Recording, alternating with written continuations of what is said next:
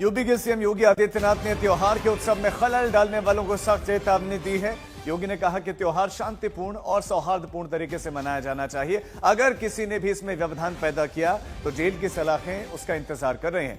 उत्साह और उमंग के त्योहार में किसी ने रंग में भंग डालने का काम किया, किसी ने व्यवधान डालने का काम किया तो जेल की सलाखें उसका इंतजार कर रही होंगी। और कोई भी होगा उसको अंदर ठूंसने में बहुत देर नहीं लगेगी। मैं जर्मनी में था, मैंने कहा मीटिंग हो गई, मैं थोड़ा सा घर में आपके जीवन में उसे मालूम है फल आने वाला है, उसे मालूम है आपकी लाइफ में टेस्टिमनी आने वाली, आप ऊपर आने। तो उन्होंने तुरंत जो उनका प्रचार कर रहा था उसको बोला कि मेरी प्रार्थना करें। उन्होंने प्रार्थना करी, शैतान छोड़ के भागा। तो शैतान को हल्का नहीं समझना, क्योंकि शैतान क्यों हमला करता है यहाँ पर, इसलिए करता है कि आप सामर्थ्य बनोगे, आप ताकतवर बनोगे तो हराओगे किसको? शैतान। उसको हराना है आपको। हमारी लड़ाई उस दुष्ट शैतान से है और किसी से लड़ाई नहीं है हमारी। और जब हम इस मंच पे बैठ के जो प्रार्थना करते हैं, जो परमेश्वर को करते हैं, तो जो यहाँ से जो प्रार्थना होती है, जो वचन होते हैं, तो आपका फर्ज होता है कि उस वचनों को बड़े मन से सुनना, क्योंकि आप ऐसे नहीं आए यहाँ चले जाओगे। भजन, स्तुति,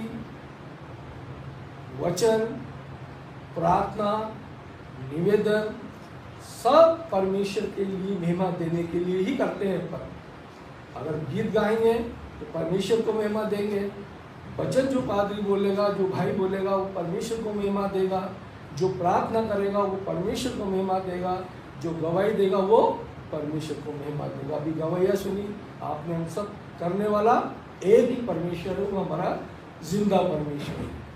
तो जिंदा परमेश्वर को जब यहाँ बैठते हैं तो हमारा चित्त, हमारा मन, हमारा बुद्धि एक होना चाहिए और शैतान को भगाना चाहिए। कई लोगों को नींद आती है, कई लोगों को आलसी आती है। क्यों आती है? कि हम प्रार्थना नहीं करते, हम बैठ जाते हैं।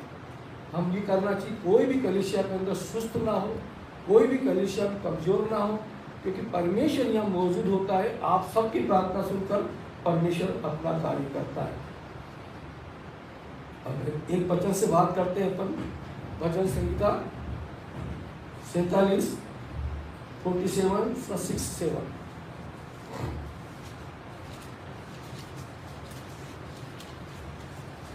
परमेश्वर का भजन गाओ, भजन गाओ, हमारे महाराजा का भजन गाओ, भजन गाओ, क्योंकि परमेश्वर सारी पृथ्वी का महाराजा है।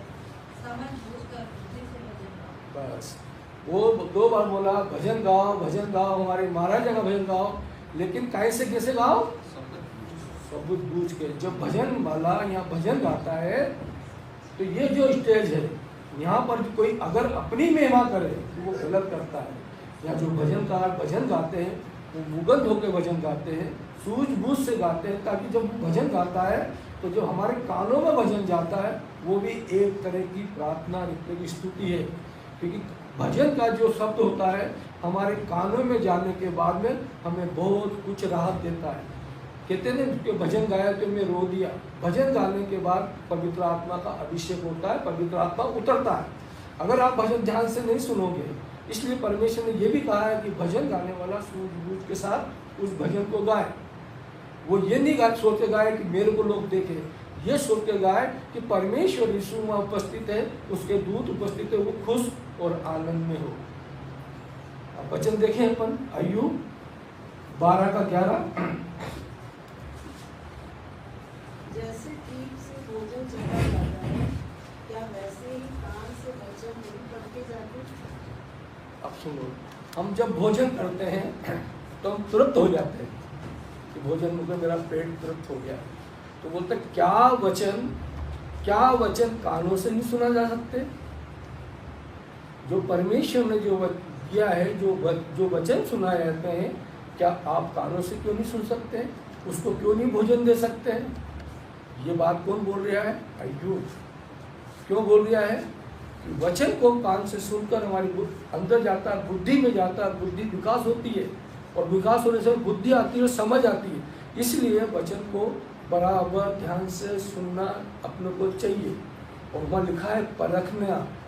जो वचन यहाँ से सुनाए जा रहे हैं वो व्यक्ति परमेश्वर के बारे में बोल रहा है नहीं बोल रहा है, वो व्यक्ति दूसरे के बारे में बता तो नहीं रहा है, वो व्यक्ति अपनी तो मेहमानी कर रहा है। परखना आपका काम है, क्योंकि आपको परखने के लिए खड़ा किया है कि परमेश्वर को वचन को बांटने वाला कितना ईमानदार है, परमेश्वर को वचन को बांटने वाला कितना बुद्धि में रह के वचन बांट रहा है, कितना बांट रहा। तो आप उसे समझेंगे, लेकिन समझेंगे कब? जब उस बाइबल को आप खोल कर घर पढ़ते हो। अगर बाइबल को खोल के आप नहीं पढ़ते हो, जब यहाँ पर वचन को नहीं समझते हो, तो फिर वो आपके लिए काला भेष बराबर है। पास्टर बोले या कोई भी बोले, आपको सिर्फ हाँ भरना पड़ेगा, क्योंकि यहाँ पर खड़ा रहने वाला चाहे वो 10 साल का हो चाहे 100 साल का हो, जो भी खड़ा था आप उसकी बात को मानते हो। वो बोलता है हाथ खड़ा करो उसे, तो आप हाथ खड़े करते हो। वो बोलता है कि ये बात बोलो, तो आप खड़े करते हो, क्योंकि उसकी आज्ञा मानते हो। क्योंकि इसलिए मानते हो क्योंकि परमेश्वर का दूत होकर इस सच्चाई मंच पे खड़ा है, तो वो जो भी बात बोलते हैं अपन मानते हैं। इसलिए वचन को भी जिस प्रकार पेट खाकर रोटी खाकर तृप्त होते हैं, ऐसे ही वचनों को सुनकर भी तृप्त करो। वो हमारे अंदर कई चीज़ें को मिटा देता है, कहीं मिटा। अगर आप ध्यान करेंगे, आप विश्वास करेंगे, आप उस पर रमन करेंगे।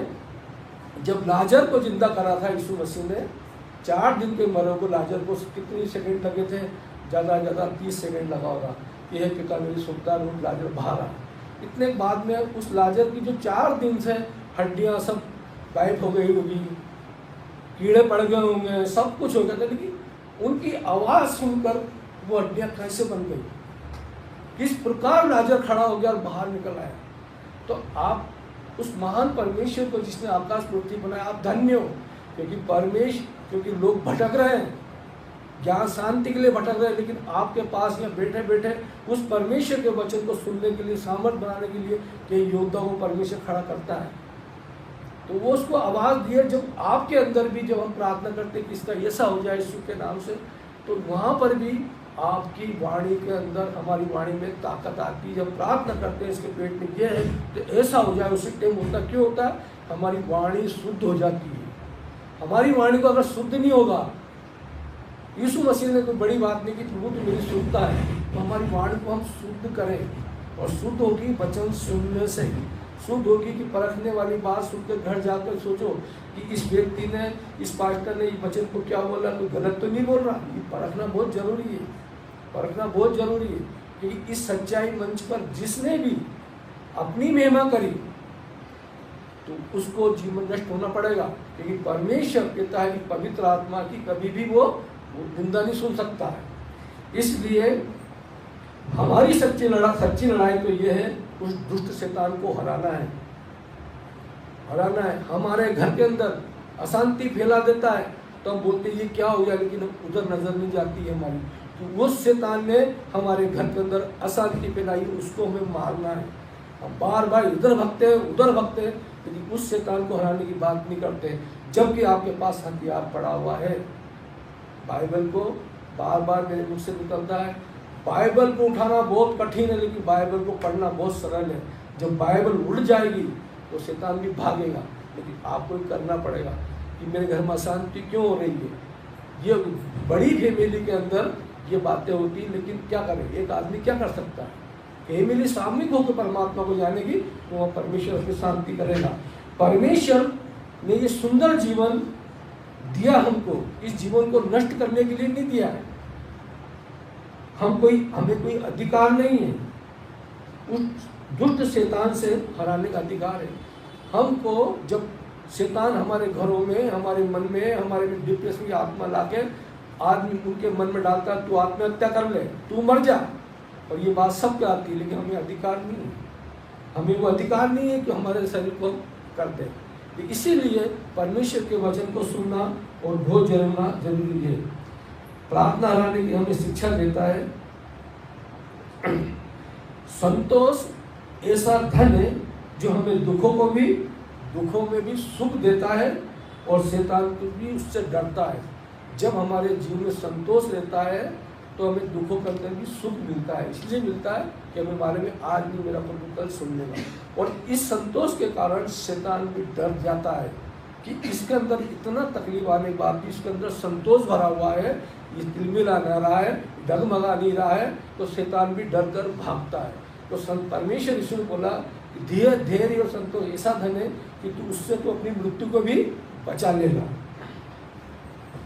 प्रार्थना का फल उत्तम है, इसलिए अंदर उत्तम विचार रखना चाहिए।